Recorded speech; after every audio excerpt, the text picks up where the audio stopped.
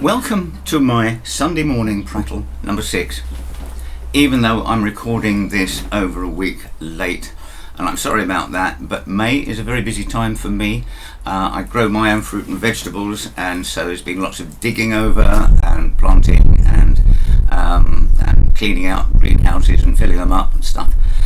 Plus, Nanny Jane has managed to break her wrist, and so I'm driving her around and doing all the cooking, stuff like that. And there we go. Now, my thanks must go to Marcus Valdez, who asked me some questions about my own, I'll call it my own guitar journey. So he asked me, how did I learn to play guitar, and how do I practice, and how do I learn new songs? Okay, well, let's do the first one. How did I learn to play guitar? The short answer is very haphazardly and very badly, but kind of here as it went, a bit of a chronology. In the 60s I was a fairly busy drummer in R&B and soul bands, but in 1966 a girlfriend asked me to take her to a folk festival, Cambridge Folk Festival, to see a chap called Tom Rush. Really not my sort of thing at all, but I was really impressed by how he held the audience with just one voice, beautiful voice, one guitar, Epiphone Texan, and one microphone, unspecified. And I was kind of thinking, well, I'd like to do that. I was getting a little bit jaded with my rock music career. The amps were getting bigger, the overall volume was getting louder and louder and louder, and all I really saw was the backside of the singer and the inside of the bandwagons, you know. So I bought myself a cheap guitar and started messing around with it, and the guys in the bands taught me some bits and pieces. Here's a tip: never learn acoustic guitar from an electric guitarist. The mindset is completely different. I tried some other teachers here and there. It was never really successful. They couldn't really help me because I couldn't explain what I wanted. Not that I really knew what I wanted. They couldn't teach me stuff that I couldn't see as relevant, like theory. So as a teacher, I've learnt since that it's vitally important to really understand what your client really wants. What are his goals, aspirations? Okay, 1968, this is marked a little bit by guitars and things, but I bought myself a Harmony H1265, big jumbo, all sunburst and oversized pick guards and things. Pretty soon I found myself in a trio with two dope smoking hippies, and we were called A Boy and His Dog, and we gigged around West London. We were playing West Coast, American West Coast stuff of the 60s, Tim Hardin, Tim Buckley, Arthur Lee from Love, strange things. I must have learnt quite a lot from them, but I still had no direction, and a lot of things I learnt I didn't understand that I'd learnt. I recently found a file of old songs that I wrote at that time. I was quite prolific actually, but I didn't know what to call chords, so unfortunately the chord progressions and the melodies have been long lost.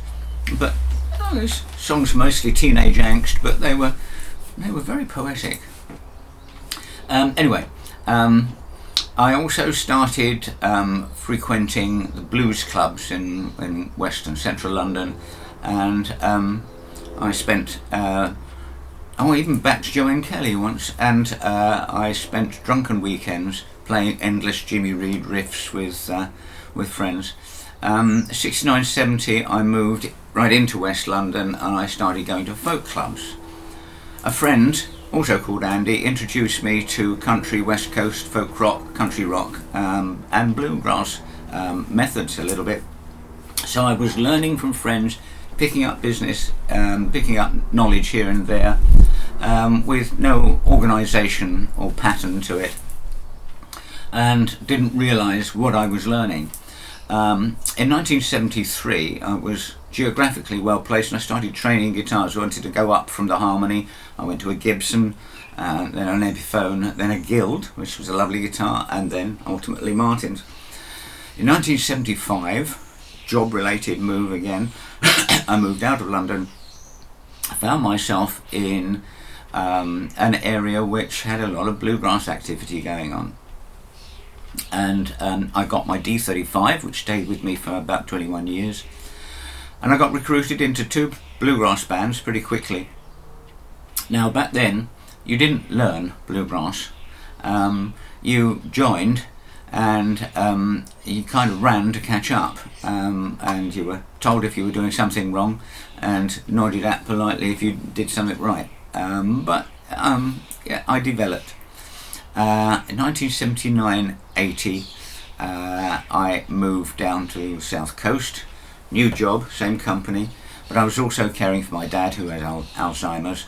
But I did find a bluegrass band to work with, and I found my wife. And in 1983, after 3 years of all that, I got really very ill.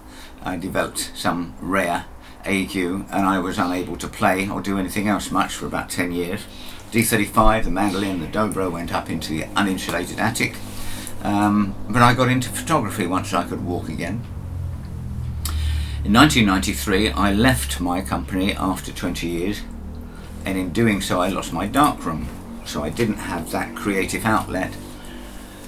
I got my instruments down from the attic and they were all in perfectly fine condition, and I slowly learnt to play again. But by then I was mainly into Texas singer-songwriters. The lyrics had become the thing, the kind of delivery, the kind of subject matter, and so I watched and I learnt and listened and listened and listened. Now I joined 2 Yahoo groups, one of them about towns, literally about towns fans, and the Guy Clark list. And kind folks in the States used to send me albums or copies of albums and things like that.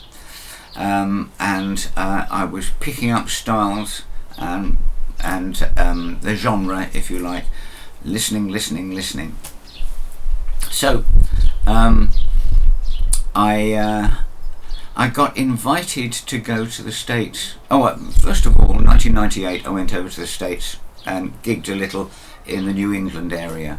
But also those people in those Yahoo groups were putting together an album of the folks on the group, and I was asked to submit 1 or 2 tracks. I sent 3, all of which got onto the album, and later we did 2 or 3 more albums like that. One of them was featuring all Guy Clark songs, and Guy Clark actually gave us permission to do it.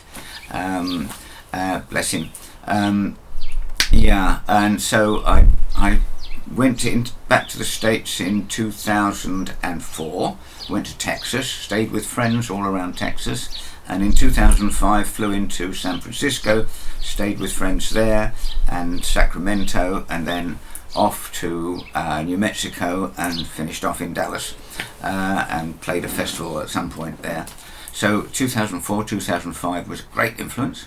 And then in 2006 I had my heart operation year, so not much music that year. In 2007 I retired.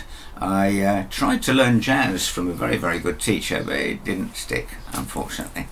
2008, 2016, various bluegrass bands and two or three duos, which were fun.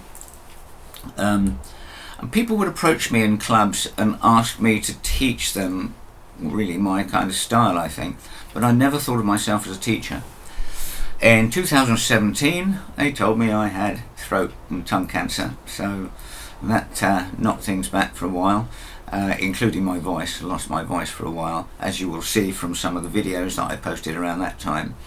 And then 2018 it was recovery, and 2019 I started doing some gigs and got ready for a little tour in 2020. Something called COVID got in the way. But somebody contacted me via YouTube asking me to give Zoom lessons, and so that gave me a reason to play guitar, and it taught me a lot. Now, this is an important thing. Teaching is the best way to learn, especially things like theory. It made me rethink how and what I had learnt, and to rethink and remember the stuff that you've taken for granted for so long.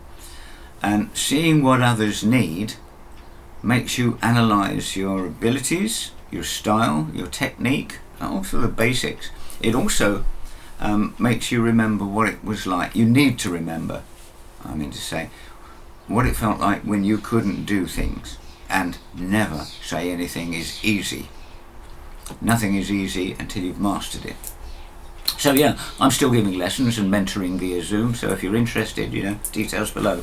Now then, question 2, how do I practice? Actually I don't, but I rehearse. I'm rehearsing again with the boys because we've got something planned for June. I noodle a lot, and I'll occasionally learn a new song. Now, if I'm going to do a gig or a spot or whatever, I'll build my set over the time slot booked. So if it's, for instance, a 30-minute thing, I will rehearse that to make it a show, including chat, introductions, a retuning problem or two and things like that. So I used to have one promoter that used to book me, and he said, half an hour, I know you'll do 29 minutes or you'll do 25 minutes plus an encore. Okay, yes, that was fine.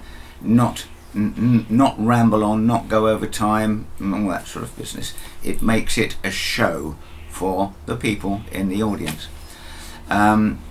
Sometimes I don't touch a guitar for some days, especially during this COVID period. Right, question 3, how do I learn new songs? Well, I'll hear a song and I'll analyse it and adapt it to my style. Now, of course, you can find chords and lyrics often online, and I'll copy and paste them into Word, then rearrange them to my style. If I can't find them, I'll write down the lyrics by listening hard, and then, well, I can identify most chord progressions by ear now. So there you are.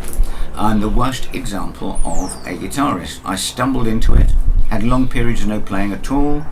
YouTube has encouraged me, and that means you folks, so thank you for that. And I try to answer all comments because they give me the stimulus to keep doing this. So I'm avoiding a certain forum at the moment. I'm tired of the continual harassment there when all I'm doing is try to help people. I like to communicate, and I like to help other acoustic guitarists. I'm trying to build a community here on YouTube, but I don't really understand how to use the community facility yet. So if you know anything about that, please contact me. I'd love some advice. Remember, I don't monetize this channel. This is purely for communication and to I love questions and suggestions and songs and for topics and things like that. And of course, yeah, I'm doing the lessons. So if that's of interest, please let me know. If you have been, thanks for watching. Bye.